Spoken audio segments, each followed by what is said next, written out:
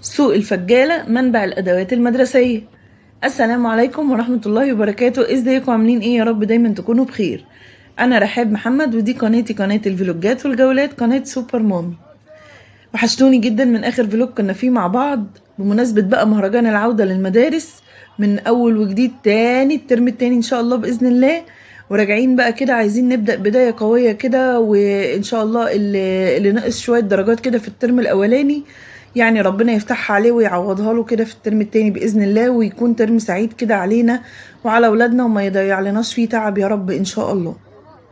لايك وشير واشتراك فعلوا الجرس، ويلا بينا نبدأ بقى جولتنا من سوق الفجالة.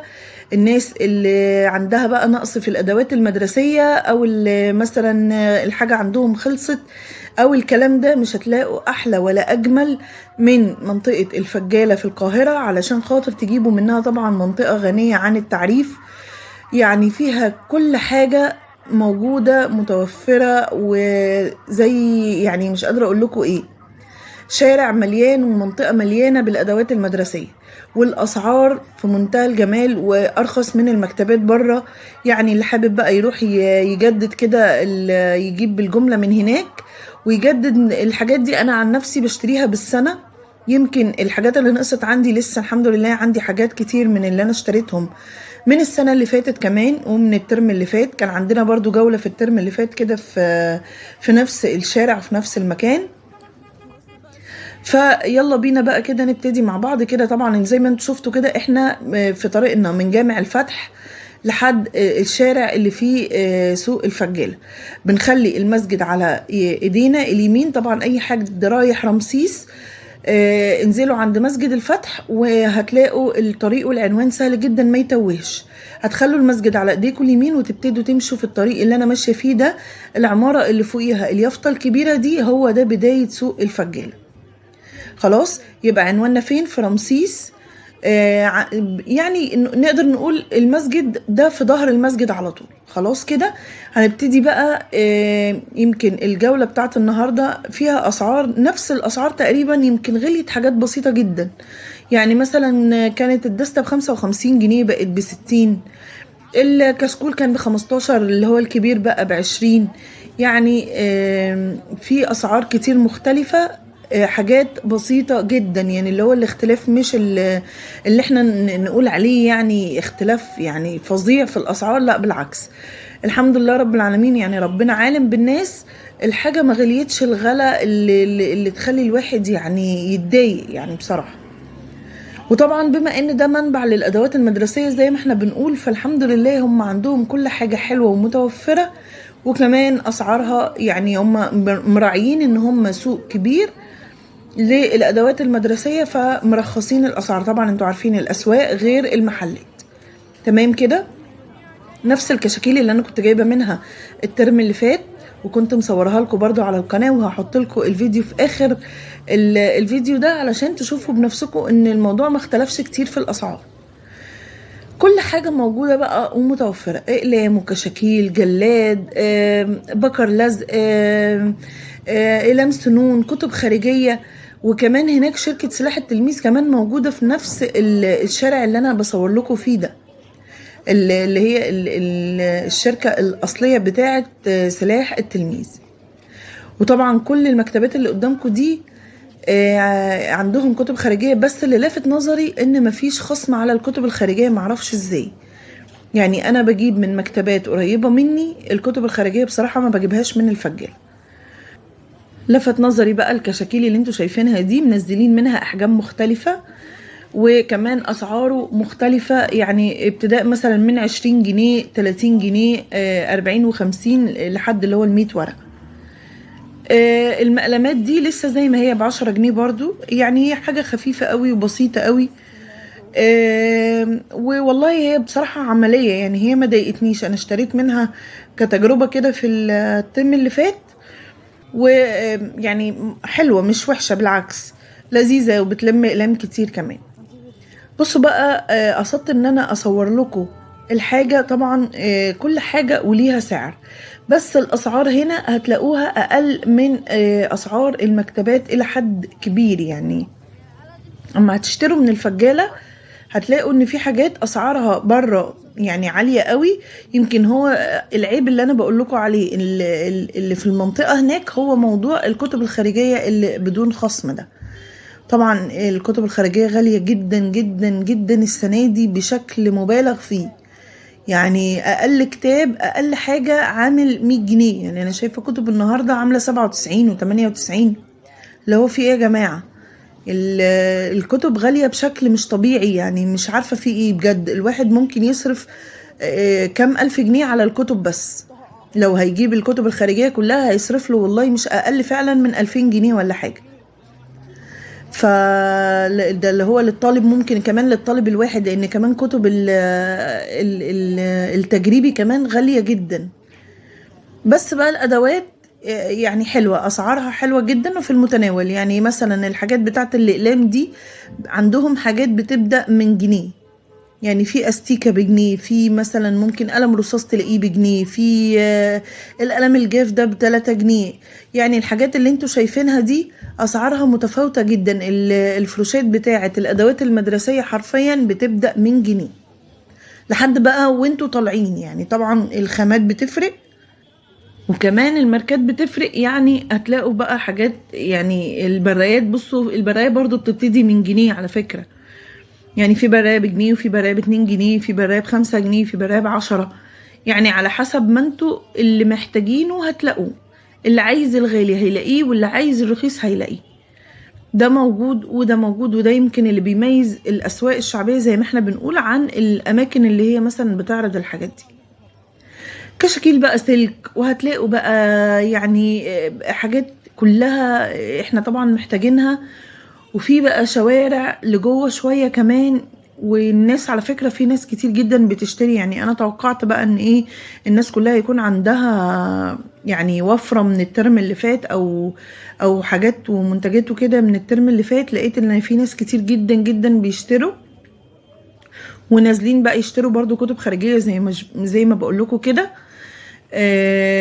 وهتلاقوا بقى يعني في الشارع ده طول ما انتوا بقى ماشيين على الجنبين هتلاقوا كل الادوات المدرسية اللي انتوا محتاجينها. طبعا احنا لو قعدنا نسأل على سعر كل حاجة من دول هناخد لنا شهر في المكان. فالحاجات اللي انتوا شايفينها دي اسعارها متفاوتة. وعلى فكرة برضو يعني الاول كنت بلاقي عندهم تفاوت في الاسعار. يمكن الفيديو اللي فات انا قلت الكلام ده. يعني كان في ناس بتبيع مثلا ب50، في ناس بتبيع ب60، في ناس بتبيع ب55. المرة دي بقى كلهم ماسكين على سعر واحد. يعني سعر الدستة المسطر ب60 جنيه، الانجليش ب60. اي دستة كشاكيل ده العادي مش الديزني. الديزني عاملة 90 جنيه.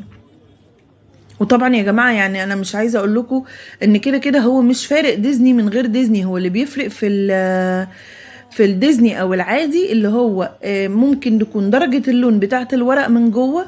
يمكن الديزني خامتها اعلى شوية ودرجة اللون بتاعتها فاتحة شوية. بس برضو التانية مش وحشة. يعني اللي هو مش مثلا هنقول ورق وحش وبتقطع بسرعة ولا الكلام ده. لا خالص، بالعكس ورقتها حلوة برضو ونضيفة وكل حاجة.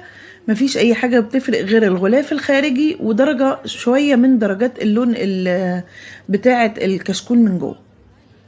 وطبعا الغلاف الخارجي ده اللي هي الجلدة بتاعة الكشكول احنا كده كده بنجلده اصلا. فاللي هو الموضوع مش مستاهله. يعني ان احنا بصراحه يعني برضو في فرق في الدستة 30 جنيه. فانا حاسه ان لا، ان الفرق كبير لان الفرق في الخامات مش عالي قوي كده.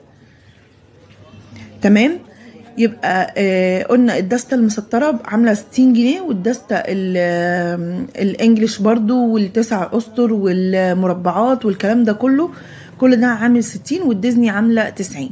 الكشكول السلك عامل 30 جنيه. تمام كده.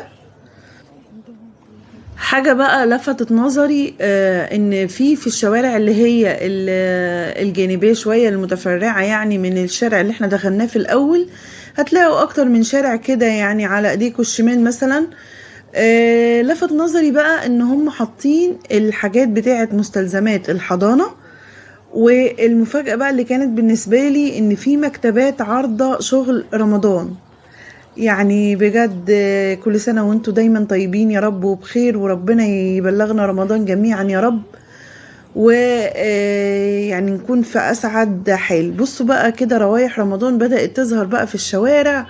عايزة اقول لكم ان الموضوع حلو جدا، يعني انتوا لما بتمشوا في مكان وتلاقوا بقى الفوانيس والزينة والحاجات دي، بتبقى يعني بتحسوا كده ان انتوا ماشيين كده، يعني تعالى بقى يا رمضان انت اتأخرت علينا ليه.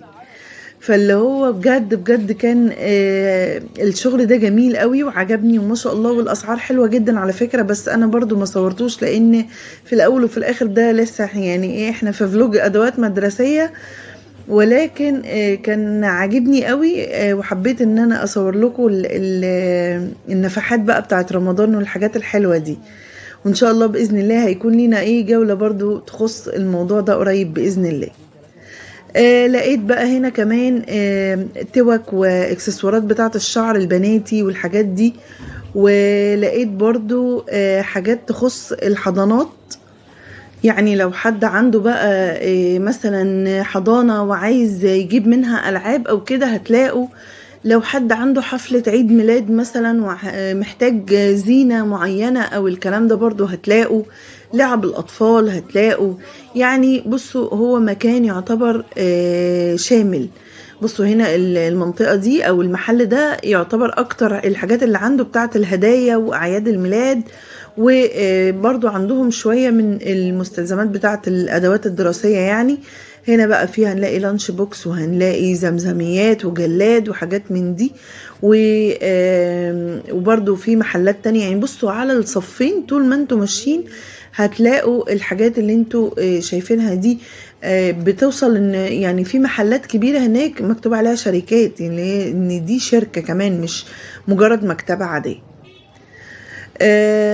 يعني بصراحة جولة النهاردة كانت بالنسبة لي كانت جميلة. الجو كان ساقعة شوية أو شويتين مثلا، بس يعني عموما أنا من محبين الشتاء فالموضوع مش بيضايقني خالص، بالعكس يعني الموضوع كان لذيذ بالنسبة لي. كنت خايفة الدنيا تمطر بس الحمد لله ما مطرتش، يعني الحمد لله جت سليمة. فكنا هنتبهدل لو كانت الدنيا مطرت. يعني المطر خير برضو وكله خير الحمد لله رب العالمين. بصوا هنا برضو هتلاقوا بقى استيكرات، يعني في حاجات كده حاولت اصورها لكم كده تصوير سريع، كراسات الرسم بقى. بصوا بقى الفوم الجليتر ده عاملين منه شغل رمضان، استيكرات بتتلزق يا الله جميلة جمال ما حصلش. يعني الاستيكر الكبير ده ب20 والاستيكر الصغير عامل 10 جنيه. حاجات بقى كده قمر تتلزق بقى، ممكن بقى على باب، ممكن تتلزق على مراية، ممكن تتلزق على سبورة مثلا في فصل مثلا او كده. يعني انتوا عارفين ان برضو ايه رمضان هيكون لسه ان شاء الله باذن الله هنكون لسه في موسم الدراسة، فبرضو الحاجات دي لذيذة وعجبتني اوي. انا اتبسطت جدا في الجولة دي معاكم، وبفكركم بقى ما تنسوش لايك وشير واشتراك، تفعلوا الجرس علشان يوصلكم كل جديد من قناة سوبر مامي. وهقول لكم بقى دلوقتي هقول لكم مع السلامة واستودعكم الله، وان شاء الله باذن الله نتقابل في جولة جديدة. واللي لسه منضمش لينا ينضم، حطوا لايك وكومنت كده حلو زيكم وقولوا لي بتتابعوني منين، وان شاء الله يكون عند حسن ظنكم. دلوقتي هقول لكم مع السلامة.